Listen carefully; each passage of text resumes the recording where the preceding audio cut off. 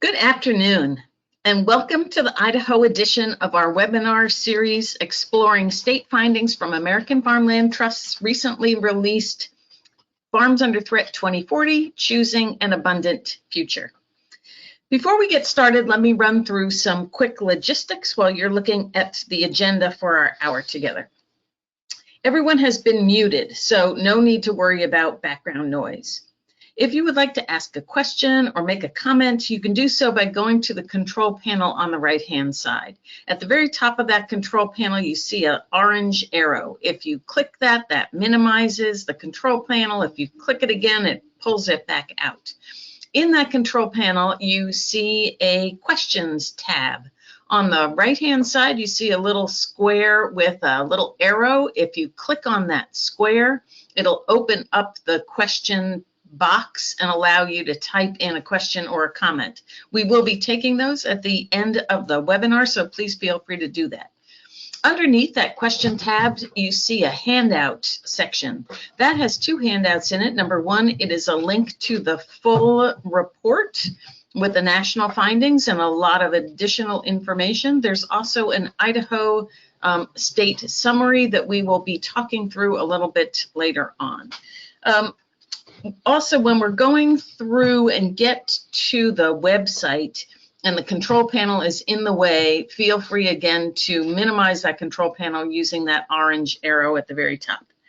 We are recording this webinar, so we will send a link of the recording to everybody who registered. Please feel free to share this widely with whoever you think might be interested. So now let me introduce myself and my co-host. I am Chris Coffin. I direct our National Agricultural Land Network, which is an information and peer learning network that we created a couple of years ago to help elevate the cause of farm and ranch land protection and retention. It's a network for folks to learn from others, both in their own state and around the country, about techniques for saving farm and ranch land. We hope people will join, and it is free. I am also Senior Policy Advisor for AFT, and I specialize in farmland protection, land access, and farm viability. With me today is David Anderson, who is AFT's Idaho Program Manager. I suspect many of you know him, and he is in Boise today. So let's take a minute before I turn it over to David to just talk a little bit about American Farmland Trust for those of you who don't know us. We are a national nonprofit membership organization founded in 1980. We are the only national agricultural land trust, and we do direct land protection. Some know us best by the No Farms, No Food bumper sticker, but the bumper sticker before this one said, "It's not farmland without farmers." We understand agriculture and we take a holistic approach to it.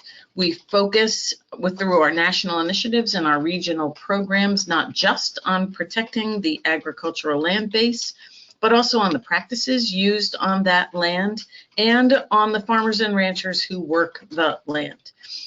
Our programs and our research inform our state and federal policy advocacy and analysis.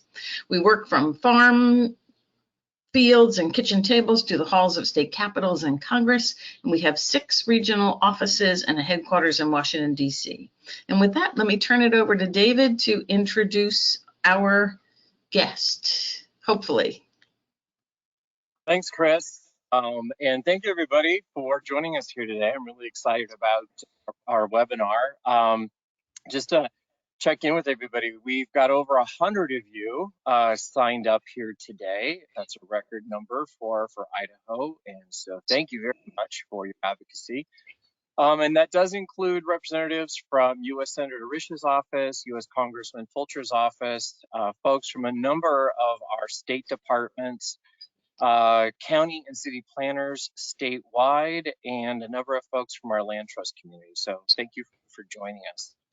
As part of this project, we'd definitely like to recognize and thank USDA's Natural Resource Conservation Service for their partnership and financial support of our Farms Under Threat research, which is a multi-year initiative to document the status and threats to America's agricultural land use.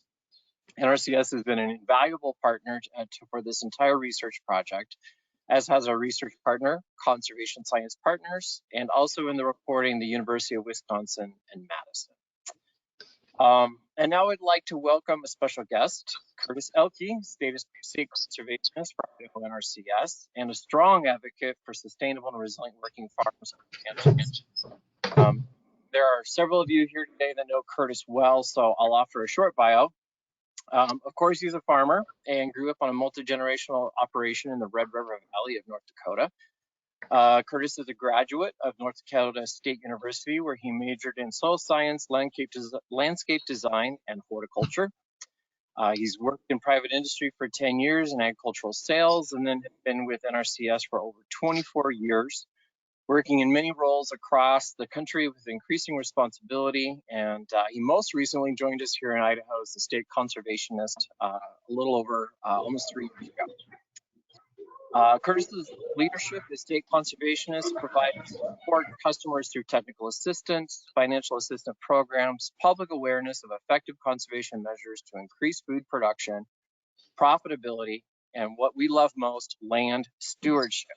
So thanks for joining us, Curtis. Good to see you. Thank you for making time for us today, everybody. Curtis is taking a break from participating in the Western Governors Association meeting in Coeur d'Alene. So definitely appreciate you making time for us, Curtis. We've got a couple questions for you if you're ready. Yeah, can you hear me all right? Yep. Yeah, we can hear you just fine. All right, good. I have two different sources of audio here just as a backup, but sounds like you can hear me now, so that's wonderful. Appreciate the opportunity to come in front of all of you, and welcome to this very important, very well needed webinar. And not one person can get it done alone. We all need to work together. We have tremendous opportunities to do a lot of work out there on the landscape as well. And just a little bit about the Natural Resources Conservation Service as well. And we are a primary federal conservation agency working cooperatively on private lands to preserve and enhance our nation's natural resources. And more than 70% of the land surface in the United States is privately owned. I'm not sure that you all knew that or not, but that's a lot of land across the landscape that we live on. And NRCS's mission is to deliver conservation solutions so agriculture producers can protect our natural resources and feed a growing world.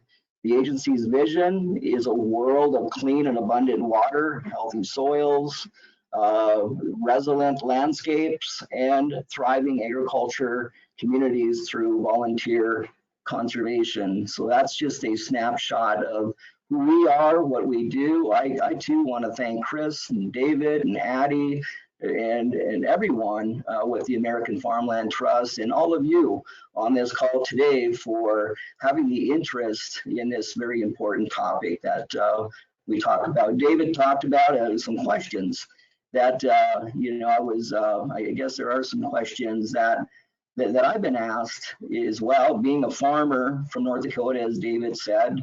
And although we have many obstacles in front of us, I want to say this too, that I know for a fact that together we can persevere and help our growing population have the resources they need to be healthy and to be fed. And not only land being converted from agriculture production, but also the fact that we can at times be very wasteful of our food and a lot of it as well. I heard a statistic here a few years back now, and I was hoping that it was an exaggerated statistic, but learned that it was not. And in that, I'm not sure you all know that approximately 1/3 of our food in the US goes to waste. That's an alarming amount. So not only is land being taken up to development, but also our food is being thrown away and being wasted as well. So there's a couple of things that we can do together and to save our precious agriculture producing lands and to educate our citizens to not be wasteful. And I think by doing all of this, we'll have a huge win underneath us. So NRCS Idaho, we've invested and continue to invest millions of dollars in conservation practices that promote soil health and finding solutions to making our agricultural lands more regenerative, productive, and resilient to drought conditions that we face almost every year. So there were a few questions. David, I'm not sure you want me to go into the questions that were asked for me, or if there's questions from the audience that you have for me as well. But one question that was asked of me here was, what struck me most about the report? And, you know, my initial thoughts were really no surprise. You know, what numbers and that I saw. And in fact, I thought that there's actually going to be more acres, you know, that were, because I live in the Treasure Valley of Idaho and I see it every day on my drive to work and all the land that's being uptaken and such. So I'm in a very big hotbed here of lands being converted from agriculture production to urban development. So the report really confirms that actions are needed now more than ever to conserve our precious agricultural lands in Idaho. And I've reached out to other states like Colorado, which have been struggling with ag land conversion for some time now. And they've all have said to me that they haven't found that silver bullet yet. And there's really no easy solutions except that if you have willing partnerships like we have here on the call today to work together collaboratively to tell the story, speak of the needs, and reach out to the citizens here within our state, letting them know that awareness of the issue at hand. So I'd rather that we get caught up in the doom and gloom here of this, but rather see this as an opportunity to explore other types of agriculture. And one I'm going to bring up is urban agriculture, and or you know, a 1 acre high tunnel and other ingenious ways to produce food on small acreages. Saving smaller operations is a win, I believe, and creating farms where there once was scattered or vacant lots is also a win. I've seen it firsthand in Ohio, where there's vacant lots and in poor communities and such like that. And so there's some tremendous opportunities to gather some lands and agriculture production as well. I want to share just a story here as well, and how I think that this research can be used by folks on this webinar to help save farmland and ranchland. And our own Josie Erskine of Peaceful Valley Farm said something recently that really resonated with us. She said, you know, nobody's going to save ag land if they don't value it. And that's so true. I see the farmers under threat report as giving people a number of different reasons to value agriculture here in Idaho, and which might be anything from national food security to local jobs. Another question that I was asked is, what steps would you like to see our state or local governments or even the federal government take to reduce conversion of farmland?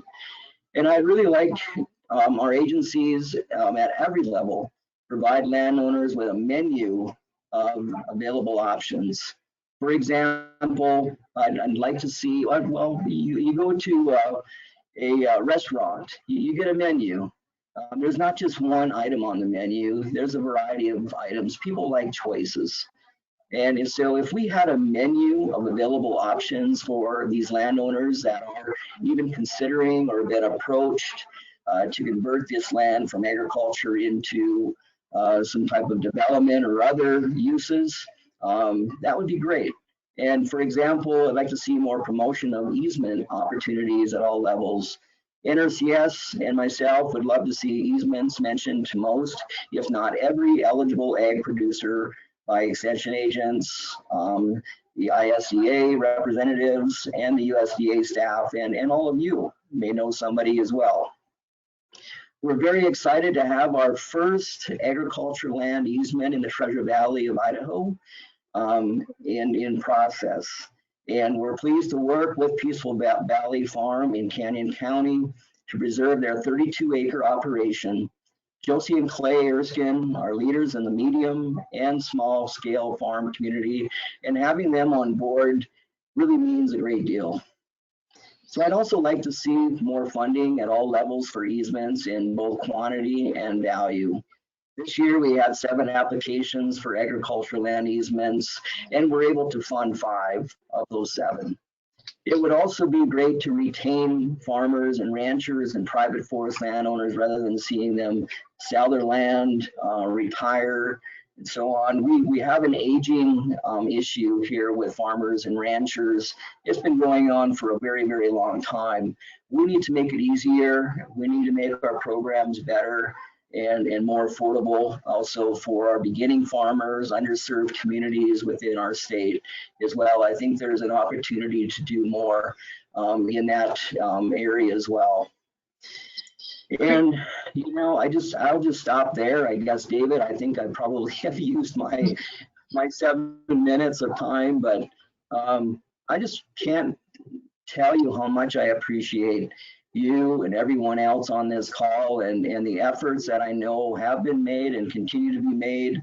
And together I know we can get it done. Together we're a lot stronger, and in just telling our stories, and we get some examples out there that we can show and tell, going way back into my days of elementary school, show and tell. That would be great to be able to get out there and actually show some successes out there and give some examples to those people that are considering and converting their land from agriculture to whatever it be. But we agriculture lands, it is the wealth of our nation and the wealth of our state. And we really need to do everything that we possibly can to preserve these precious lands that we have. So thank you, David. Thanks, Curtis. Thank you for that, and appreciate you narrating your own questions. It's great. Really appreciate the thoughtful response to those I'm not hearing you, David. I don't know if you're on mute, but. Yeah, no, he's good. So Curtis, thank you again ever so much. I hope that you'll be around with us and able to answer any questions at the end. And if not, we completely understand that he might have had to drop off. Well, we'll hope he comes back, but if not, it was great to have him. So now, David, you and I are going to go off camera, because right now we are going to dive into the methodology and the findings from the report. And then we will go into the website and take a look around Idaho. The first 2 Farms Under Threat reports, Farms Under Threat State of America's Farmland, which we released in 2018, and Farms Under Threat State of the States, which we released in 2020, mapped past conversion of agricultural land, first from 1992 to 2012, and then from 2001 to 2016. In this report, we're looking forward, using past conversion data to model and predict future conversion of farm and ranch land out to 2040. We started with our Farms Under Threat State of the State analysis of ag land conversion from 2001 to 2016. As a reminder, that analysis mapped conversion of land to 2 different types: urban and high density development and low density residential development. So let's take a minute just to look at that continuum and what we mean when we talk about these 2 things. Urban and highly developed land is the traditional culprit of farmland protection, and it's been mapped and tracked for years. It includes residential, industrial, and commercial areas typically found in cities and towns. It also does include rural industrial sites, such as oil and gas infrastructure and solar development. Basically, anything that can be identified by satellite remote sensing as built up. Low-density residential development has become a more pervasive culprit, and AFT worked with conservation science partners to pioneer an approach to map and quantify the impacts of this type of development on the agricultural land base. So low-density residential development ranges from low-density subdivisions to much larger farmettes and ranchettes. This kind of scattered large lot housing fragments the agricultural land base and makes production harder for the farms and ranches that remain. It's important to note that some agriculture can be found on this low-density residential land. Smaller farm parcels, especially those that are near urban centers, can be quite profitable, can be commercial, can be viable. However, our research has found that once land has been converted to low-density residential development, it is far more likely to be further converted to urban and highly developed land. So starting with that historical data, we projected into the future with a business as usual scenario. We basically made a straight line projection using the same conversion rate as what we documented in the State of the States report to predict the level and location of conversion by 2040. We adjusted the model to account for projected population growth or decline. Building off that business as usual scenario, we developed two alternative scenarios, and I'll get to those two in a minute.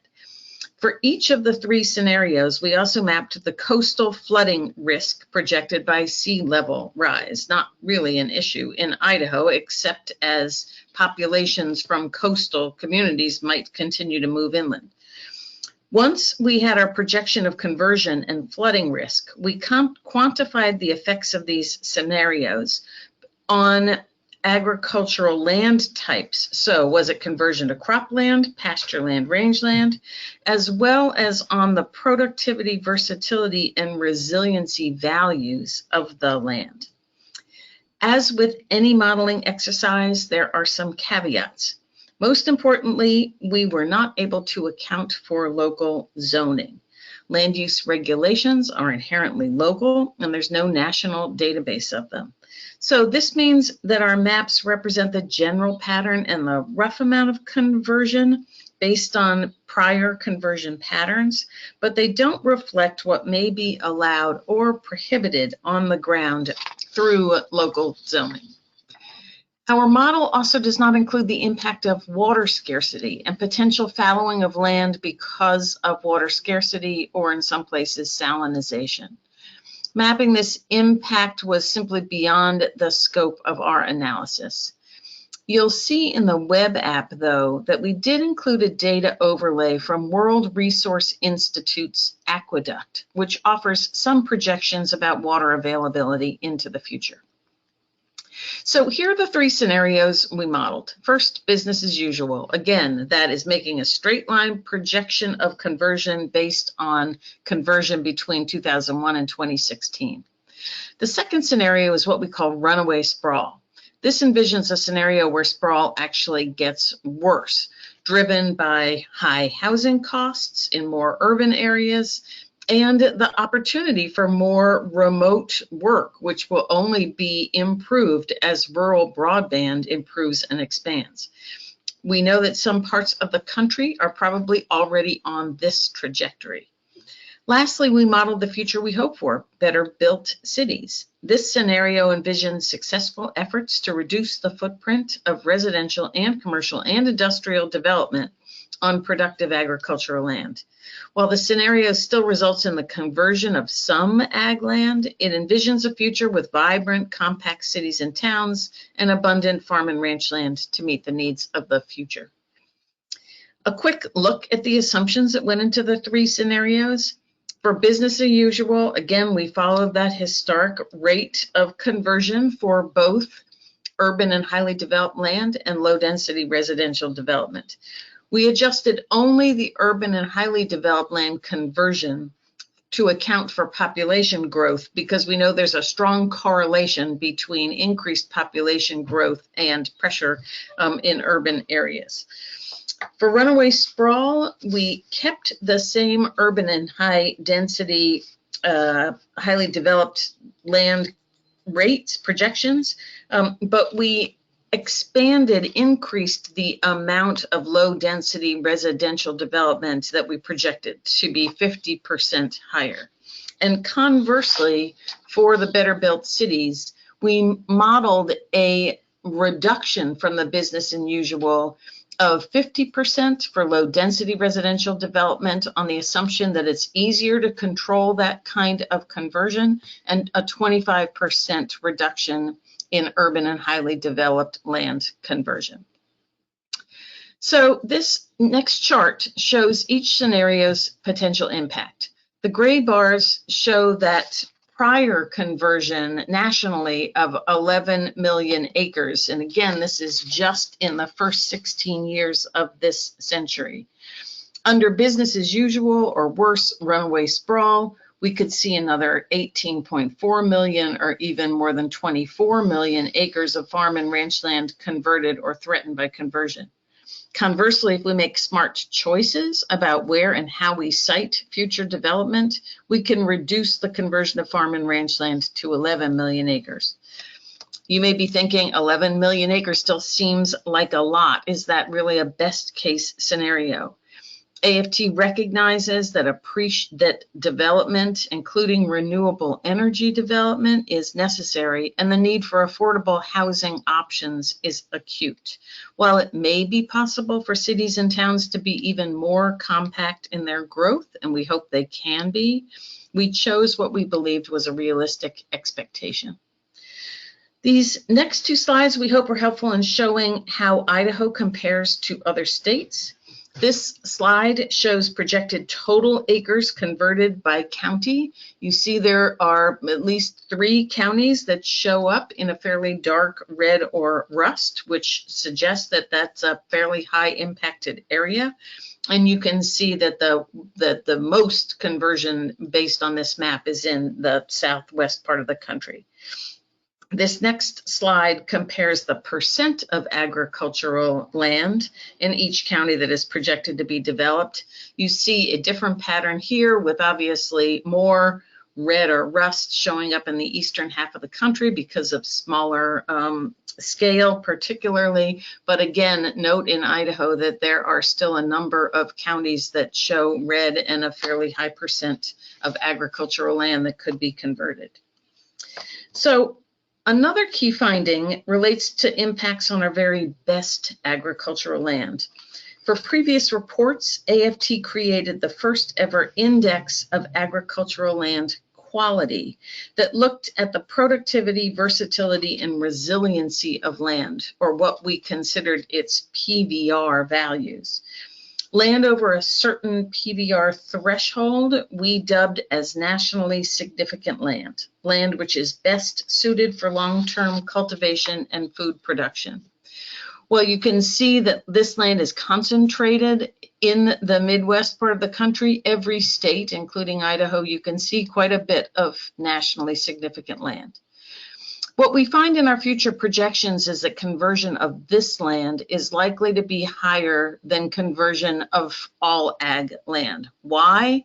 Because for the very same reasons that it's highly productive ag land, it's flat, it's well drained, it's rock free or fairly rock free, that makes it very easily developable. The loss of this land is especially concerning. This is land that can produce the highest yields of crops and livestock with the least environmental impacts. Our modeling shows that nearly half of the projected conversion from 2016 to 2040 will occur on this land, even though it is only 38% of the country's farmland and ranchland. The more nationally significant land converted, the more reliant we become on marginal land for food production. And to put this potential loss of 9 million acres of nationally significant land in perspective, the total acreage of land in the U.S. devoted to all fruit, all nut, and all vegetable production is just 10.4 million acres. And now I'm going to turn it over to David to talk through this next slide.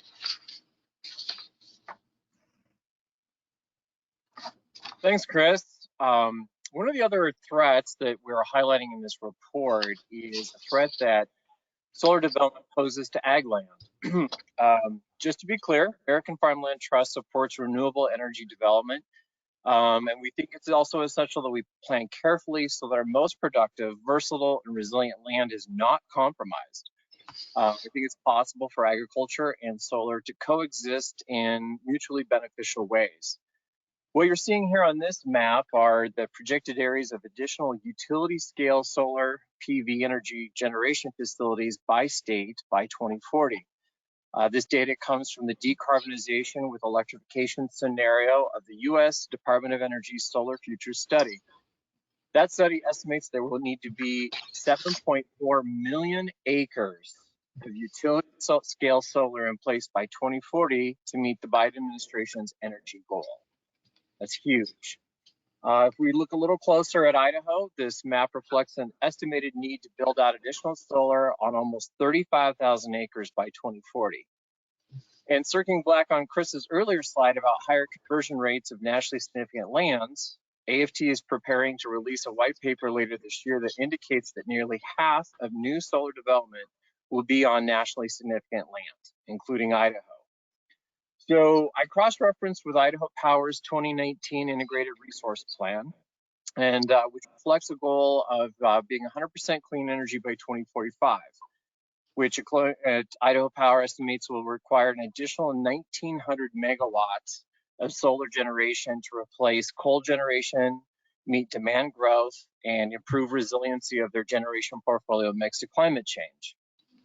So the real takeaway here is that Idaho Power and our local planning agencies have a significant opportunity to collaborate on the type and location of future solar development, including setting a goal to minimize impact on working ag lands. Okay, we're going to dive into the data available at Idaho on the interactive website to give you a chance to click around and get a feel for what this geospatial tool is capable of. And to help us do that is going to be our colleague Beth Frazier, who will be navigating the tool. So thanks for joining us, Beth. Great. Thank you, David. Thank you, Beth. Okay, when you get into the website, and Beth is going to put a link to the website in the chat, or maybe she already has. When you get to this start, this is the landing page, that what we did, what we found, a very brief summary. To get out of this, you simply click the X up there on the right-hand corner. And while we're on the right-hand upper corner of the screen here, you see a number of tabs that we just want to talk to you about. That About tab brings that cover page back.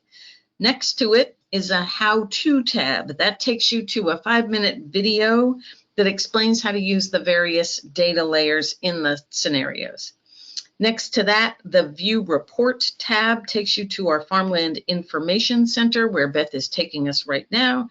You can find the full report, you can find the executive summaries, you can find that solar technical report that we talked about, and you can find prior reports, including the State of the State reports. We are making our geospatial data layers available to the public, so if you would like them up there, that last tab is the Request Data tab.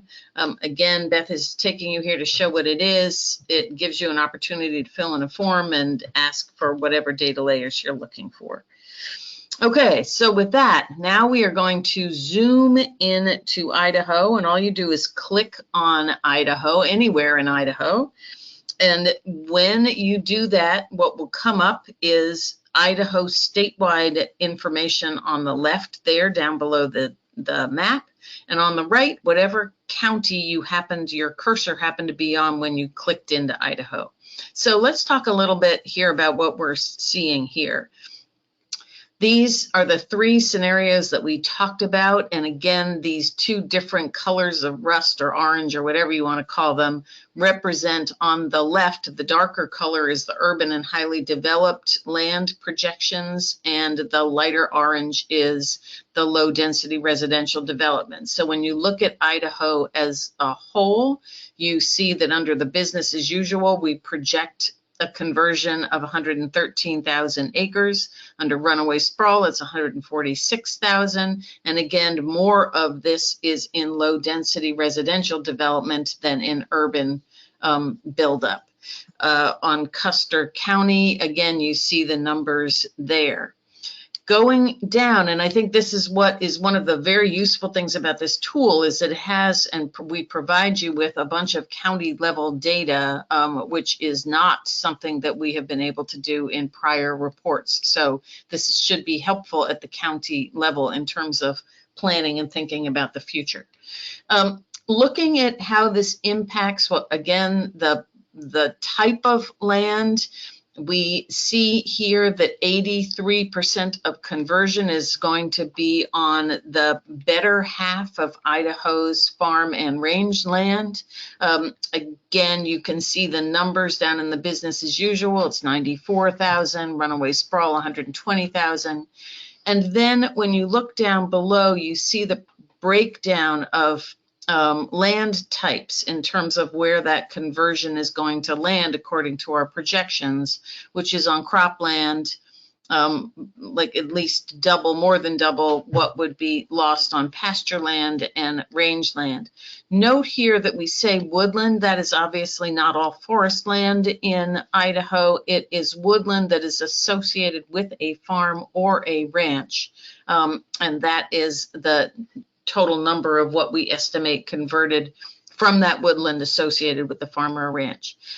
When you look at this bottom statistic, what we were talking about again before, that low density residential development paves the way for further development in Idaho based on the projections, the suggestion is that it's a very high probability that if land was in low density residential areas in 2016, that it is way more likely to be converted to urban and highly developed land by 2040. So that's what you see when you get to these landing pages. I just want to show you quickly the download report and the way to get to the Idaho summary, which is this blue tab that Beth is clicking on.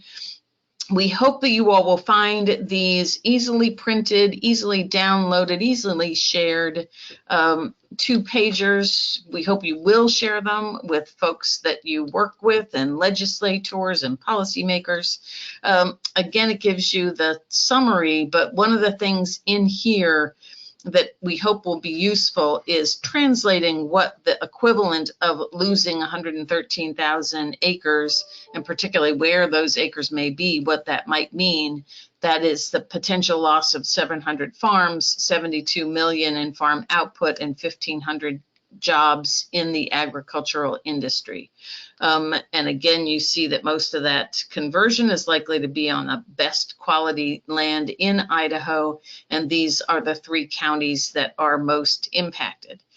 And so with that, I'm now going, and I'm sorry if you go further down this 2-pager, you see there's more information, again, projected conversion, and that if we chose to try and site development more compactly, how the impact might be on both jobs and acres. So with that, let me turn it over to David, and he and Beth are going to zoom in to a few counties and look at the maps further. Thanks, Chris. Yeah, so let's look at that 113,000 acres of projected conversion and go to some of the areas, the hot spots where that is going to be occurring. So Beth, let's start in the Treasure Valley, both Ada and Canyon County, if you would. And it might help to zoom in just a little bit, just so we can kind of get a more of a visual of the path of growth that the model is projecting. You know, for the audience, I do want to suggest that this is our intention in this model is not to identify specific land parcels that are going to either develop or possibly be protected, but more so think of this as a heat map in the sense of where the highest pressure for conversion is going to be. And so here between Ada and Canyon County, which is the greater Boise metropolitan area, if we really look at runaway sprawl, and I'm thinking back to Curtis's earlier comment, if you'd remember, that he suggested he actually wasn't surprised by the results and was wondering if what he was seeing in the field was even more accelerated than what we see here. And so, I would say that in our high growth areas right now, I think we're already past business as usual. I think we're already in the runaway sprawl phase. And so if we look at that on the left and compare that to better built cities on the right, you really can see the difference that local planning could make as far as limiting continuing sprawl, suburban sprawl, at the cost of working farms in the Treasure Valley. One of the little takeaway is that if Beth, would you click on Ada County real quick again? Just bring that. So if we look at the bars to the right and then look at runaway sprawl and notice the difference. So the dark red is our urban high density and the orange is our low density residential. So that's in Canyon County. Now click, or I'm sorry, is that Ada County? Ada County. So notice a lot more LDR than high density in the runaway sprawl. Now let's click on Canyon County and look at the difference. So it's really interesting that if we look at Ada County, which is pretty much, built out already, the model is suggesting that the conversion that we're going to see here in Ada County is going to be that low density residential, and that our neighbors in Canyon County and our planning cities over there are actually going to see a more equal expansion between low density and high density. So I think it's kind of telling for Ada County planners to really look at that and say, is there an opportunity for us to collaborate with the cities of Boise, Meridian, definitely that Eagle Star alignment where we're seeing a lot of development pressure right now to build up rather than out. Beth, let's head up to Kootenai County, up the Coeur d'Alene area, the Spokane, Coeur d'Alene corridor, and the Panhandle. This is another area that's really seeing a lot of explosive growth in the state right now. I think one of the real interesting takeaways, once again, when we look at runaway sprawl versus build better cities on the I-90 corridor here, one of the things that I really see is that there's a difference when you get across the state line. If you'll notice that building better cities on the Washington side does a pretty good job of limiting sprawl in Spokane, but yet on the Idaho side, we still take a pretty big hit on that corridor between Post Falls and Coeur d'Alene. I think that's really a reflection of the geopolitical differences in land planning and that how challenging that can be when metro areas extend across geopolitical boundaries, and added effort that it's going to take from a regional planning perspective to help minimize impacts to working farms and ranches. Beth, let's head over to the northeast corner of the state, over by Idaho Falls real quick. This is an interesting area, another high growth area, especially the US 20 corridor between Idaho Falls and Rexburg. It's another area you're going to see here, seeing quite a bit of runaway sprawl without further efforts. And then something that is somewhat unique to Idaho and is that one of the things that we're seeing happening is that cost of housing, and in particular cost of housing in some of our more resort areas in the mountains, and in this case it's the Jackson Hole area, is essentially driving commuter development, what I call commuter development. And you're seeing that really taking off in the Driggs area there. And in particular, if you also look at Teton County, the vast majority of that is, guess what, low density residential. So I think we maybe tend to think that land conversion and ag conversion is something that's solely a result of urban job center growth, but this really is an example of changing demographics, socioeconomic demographics, and as Chris mentioned, also our ability to with advanced broadband technologies to work remotely. So how are we doing on time? Do we have time to look at the development overlay on Boise before we move on? I think we don't. I think we can just point it out that there is that, but I think we've got a few questions, so I would like to get to them. So that sounds good. Well, we'll circle back out that just to let everybody know that we'll be doing a deeper dive on the Idaho Roundtable in a couple of weeks, and we'll have more time to dive deeper on this. great. Thank you, David. So now we're going to talk just a little bit about actions, right? Here's what we are seeing about projections. And so this report does have a series of policy recommendations that are around encouraging compact development, around advancing smart solar siting, protecting ag land, supporting farmland access. At every level of government. So if you were a county or a municipal official, a state legislator, a congressional staffer, we do hope that you'll find a recommendation in here that you might like to champion. Please let us know if we can provide you with any additional information about any of these policy ideas. And so with that, let me turn it back over to David to talk through a little bit about this and our next slide about some of the other work happening in Idaho. Yes, thank you. So taking those overall overarching national policy recommendations and personalizing them for us here in Idaho, we're looking at, as part of encouraging building better cities, is strengthening the education and outreach partnerships with our city and county planners and decision makers to help strengthen their understanding of the importance of planning for ag. That actually balancing a robust agricultural economy with better built cities creates more sustainable and resilient communities overall. And so Curtis touched on this one, and that is that agricultural protection is not a one size fits all. Every farm, every ranch has its own unique personality. So really what we're about is suggesting that we have a diverse toolbox of resources available to all stakeholders interested in protecting ag. Advancing smart solar siting by maximizing distributed generation. This is something that Idaho Power is working with Idaho Public Utilities Commission on. And then also looking at agrivoltaic designs, essentially dual use, where we can generate solar energy and also grow food on the same space.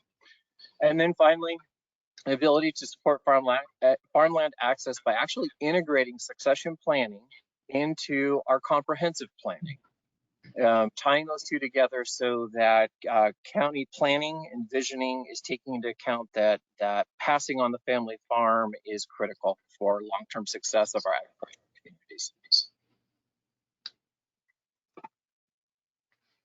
And then we'll wrap up just real quick. I mentioned planning for agriculture. So some of the things that we're doing here, the Idaho program is kicking off so far this year, is that we recently completed an agricultural economic impact analysis for Canyon County that estimates that the local economy will lose over $10 million per year at current farmland conversion rates. Those would be conversion rates from the FUT 2040 report. We're standing up a statewide agricultural industry alliance that will provide education and outreach resources specifically for planners, elected officials, and decision makers to support proactive planning for ag and protecting the regional economy. And thirdly, we're partnering with the Idaho Farm Bureau policy team to advance a voluntary agricultural protection program concept that would give Idaho counties a tool to offer landowners a break from the pressure of speculative land buying and planners trying to keep up with rampant conversion. Yeah, just a snapshot of where we're at. I think we'll have a little bit of time here to take a couple of questions. We do. So David, let's us both go back on camera. I know that Curtis had to leave us because I gather the Secretary of Agriculture was about to speak at the Western Governors Association meeting, so he dropped off. But I'm going to direct this first question to you because it follows right up on what that third point that you made about some of the work that you're doing. Here's a question which is, what are the alternatives in the menu that Curtis mentioned in terms of a menu of options that are possible for preservation besides conservation easements? You want to talk about that a little bit? Yeah, so just go a little bit deeper, and that is that recognizing so that menu or that toolbox of tools that we have available to us. Not every landowner out there is ready to jump right into a perpetuity easement sort of situation. And so really at that point, one of our options is to work more closely with our county and city planners to include elements in their comprehensive plans that will then subsequently set them up for developing actual zoning ordinances that protect agriculture. And so examples of that would be a transfer of development rights program, maybe possibly setting up an agritourism district with its own recreational tax levy that could go to pay for ag protection program. So those would be some other examples that we have in our toolbox. Great, thank you. There's another, it's not really a question, it's a comment, I think, both in relation to what Curtis said, which is somebody who noted how great it would be to have a funding mechanism at every step of the easement process and some forward funding for local land trusts. I can just say amen to that. We just had our AFT Farm Bill policy platform launch, and one of the things that AFT has and will continue to be supportive of is providing some transaction costs to be covered through the federal ag conservation easement program. Again, because we recognize that without covering those transaction costs, it's very hard for some land trusts to be able to fundraise for that, and very hard for some landowners to be asked to carry the cost of paying for a survey and other transaction related fees. So all that's to say is that that is an issue that we are working on for the next Farm Bill, and would be happy to talk further about that. There's one other question, David, that I think I can speculate on the answer. I'm not sure that we know. Is the number of acres needed for solar development in addition to what could be produced by solar on buildings and small lots that aren't suitable for ag and other non-ag land options for solar? I don't know a huge amount about the decarbonization report. My understanding is that no matter that there is a certain need for agricultural land beyond what could be made available through the built environment already. I don't know the details about that carbonization report. I don't know if you do, but I think our assumptions has been that even if we were to try, and this is certainly AFT's perspective, that we want to see in terms of solar siting, we want to see first sited on the built environment, which is what this person is, I think, suggesting. Absolutely. And then on marginal land, and really the very last resort is on productive ag land. But your thoughts on this?